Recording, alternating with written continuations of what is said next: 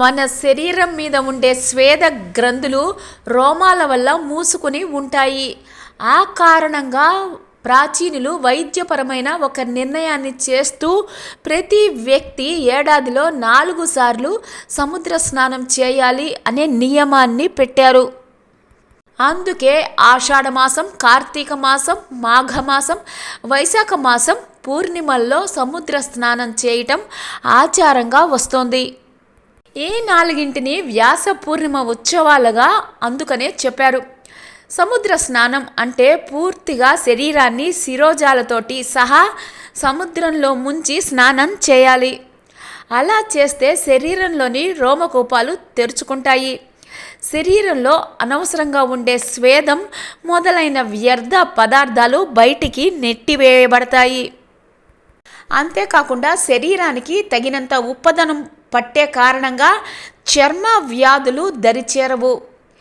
ఏ హాని కలిగించే రోగ క్రిములు శరీరానికి బహిర్భాగంలో ఉన్నాయో అవన్నీ ఈ సముద్ర జలంలోని ఉప్పదనం కారణంగా పూర్తిగా మరణిస్తాయి. శరీరానికి సౌఖ్యాన్ని చేకూరుస్తాయి. మన దేశంలోని పవిత్ర గంగా నది సహా అన్ని పుణ్యనదులు సముద్రంలోనే కలుస్తాయి. గంగా నది బంగాళాఖాతంలో కలుస్తుంది. అందువలన అది తప్పితే మిగతా సముద్రాలలో స్నానం చేస్తే పుణ్యం దక్కదు అని అనుకోవాల్సిన అవసరం లేదు. ఈ ప్రపంచంలోని సముద్రాలన్నీ ఎక్కడో ఒకచోట ఒకదానితో ఒకటి కలిసి ఉంటాయి. అరేబియా సముద్రం, హిందూ మహాసముద్రం, బంగాళాఖాతం మాత్రమే కాకుండా పసిఫిక్ మహాసముద్రం, అట్లాంటిక్ మొదలైన సముద్రాలు ప్రపంచంలో ఏదో ఒక చోట కలుస్తూనే ఉన్నాయి.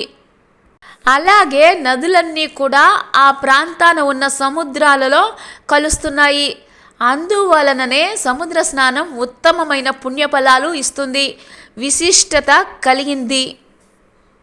సముద్ర స్నానం వలన గంగలో స్నానం చేసినంత పుణ్యం తప్పకుండా కలుగుతుంది.